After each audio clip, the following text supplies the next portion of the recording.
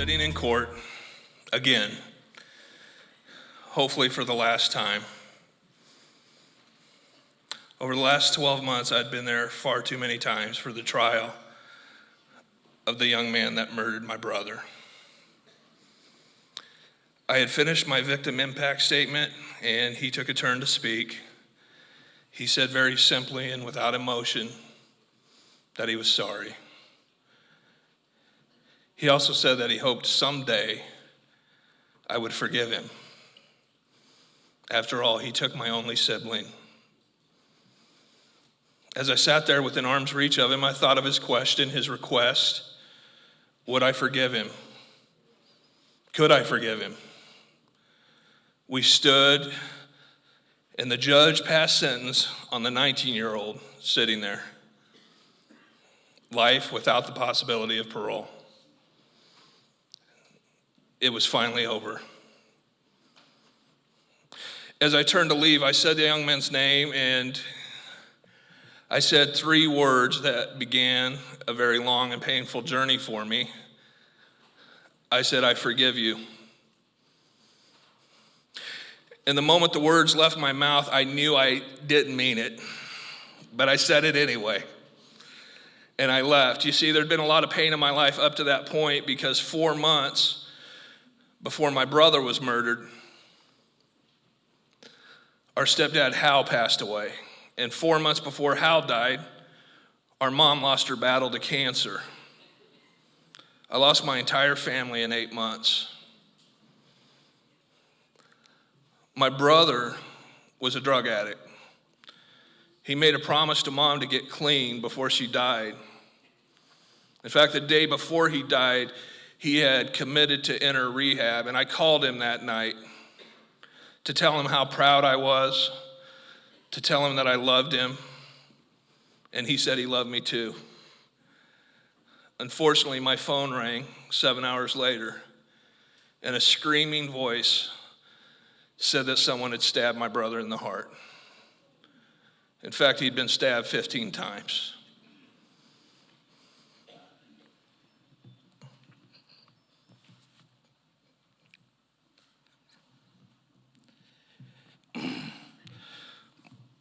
My world turned upside down. I was now the executor of 3 estates, going through a murder trial. None of my family had life insurance. I was trying to figure out a way to pay the attorney for that and trying to also help my brother's family stay in their home. I was doing the best I could, and I thought doing those things were progress, and I also thought telling this kid that I forgave him would begin a road to normalcy. However, one of my favorite quotes is, "My hypocrisy knows no bounds." And that's why my grandma used to say my eyes should have been brown, but y'all get that one.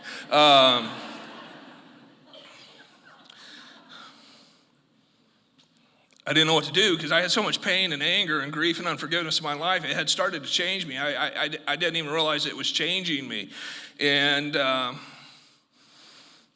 somebody would say something as simple as, "How are you doing?" And I would get so angry, and I would think, how the hell do you think I'm doing? And then one day, a young man named Chance that I had mentored, who had worked for me at a time, and I cared about him, and I knew he cared about me, he came up to me, and he said, "If I ever have to work for you again, I'm not going to work for you." And I was shocked. I said, "Why?" He said, "Because you're a dick."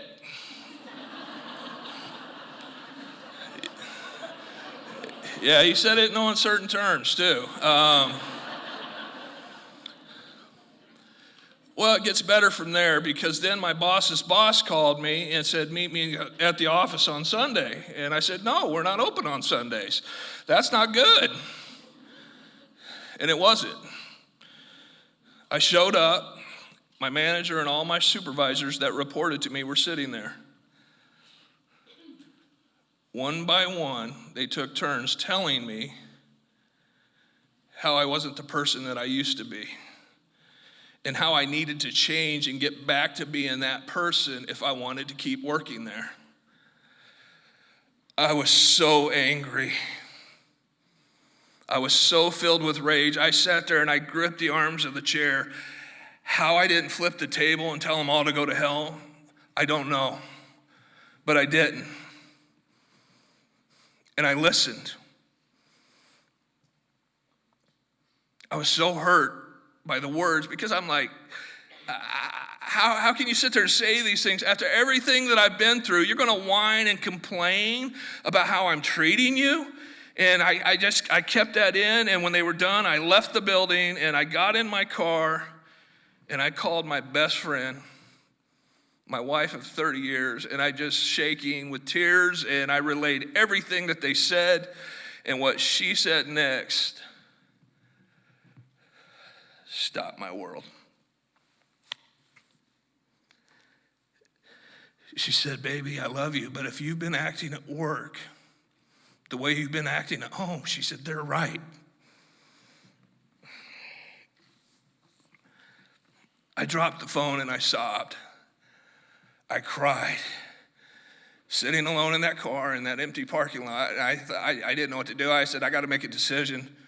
I felt like I was standing at the edge of this abyss, and I was going to go headlong into it and allow that darkness to just swallow me and lose everything and everyone in my own life. Or I had to make a decision to fight. I can tell you as a Marine Corps veteran, really all I know how to do is fight. So I made a decision to fight. But I didn't know what to do next. I didn't remember taking the exit ramp. And I didn't remember changing. I didn't remember doing that and hurting everybody that I loved personally and professionally. So I did the only thing I knew how to do, and I called the employee assistance line at work. I said, I've never asked for help, but I need help. They set me up with a therapist. I went and met with him. And the second I met this guy, I thought I just made the biggest mistake of my life. This guy was the complete opposite of me in every way. I'm not the smallest guy. He was the smallest guy. I'm loud. He's quiet. And I'm like, all right, I'm here. I'm going to do this. And I let it all out. All of it. Guess what the first thing out of this guy's mouth was? Did you know zebras don't get ulcers? I already thought he looked like a hippie, but I'm like, what the hell are you talking about? Zebras don't get ulcers. He said in Africa, zebras, when they see a lion, they start pumping blood to the large muscle groups because they got to make a decision, fight the lion or run from the lion. I'm like, yeah, okay. He goes, but once that zebra is free of danger, the difference between us and that zebra, this is where it comes into play. And I'm like, okay. He said it goes back to being a zebra. It stops thinking about the lion. But me and you, we got these 4-pound squishy brains. Not only do we keep thinking about that lion, we start creating lions. Now he had me. We start creating these phantom lions in our mind, and not only do we create them, we start working out these alternate realities. He's got me on the edge of my seat. I'm like, oh, okay, what now? And he said, well, there's one other thing. He said, everybody has a conversation, a dialogue that runs in their head 24/7. He said, the problem is most people don't tune in and listen. But if you do, here's what you're going to hear. You're either rehearsing the future or you're rehashing the past. You can't do a thing about either one of them. But you can choose to be present because that's all you have. You talk about a paradigm shift. So I'll fast forward several months. I'm on 63rd headed south. I'm over by Browns Woods, and I'm thinking about this young man that killed my brother. And down deep in my being, I heard a small voice whisper,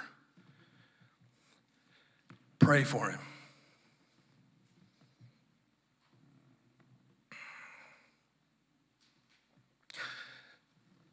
I muttered a short prayer for this kid, and I felt like I physically choked on the words. But the moment I did that, something else happened. A hairline crack formed in my heart of stone, and some light came in.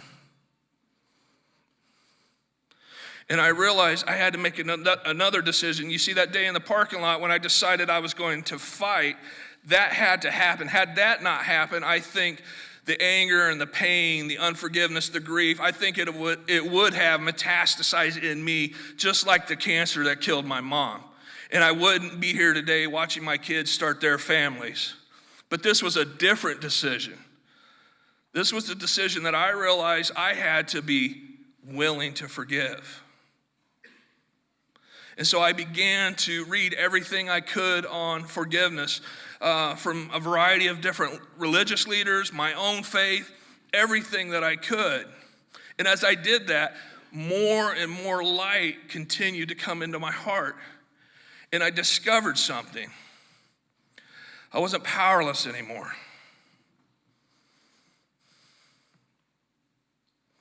I wasn't powerless because I made that decision to be willing.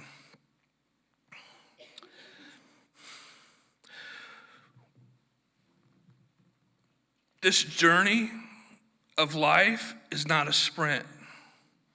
And so my path to forgiveness wasn't going to be as simple as saying, I forgive you, and leaving a courtroom. It was a journey that's taken place over days and weeks and months. But it wasn't until I was willing to forgive that I think the light started to come in, and I was able to get to that point to be willing. Finally, in conclusion, another thing that I learned is your mess becomes your message. And it was amazing how many people began to come into my life that were struggling with pain, grief, unforgiveness. I've probably talked to more people that had issues forgiving themselves instead of someone else. I talked to young people about the power of their choices and decisions and the consequences. And I'm happy to do all of those things. My mess became my message. So about a year ago, I printed off the forms to request a visit with the young man in prison. I haven't filled them out yet. They're on my desk. You know, I want to go and I want to sit down and I want to tell him about the path that I've traveled. I want him to know what's in my heart. And I want him to know that I've truly forgiven him. It's important for me for him to know that. And here's the thing. I want to know what's in his heart too. But I can tell you today that even if I find someone with no regret, no remorse, my peace can't be conditional on another person. I have found my peace. I'm no longer powerless. But none of that would have happened unless I was first willing to be willing. Thank you.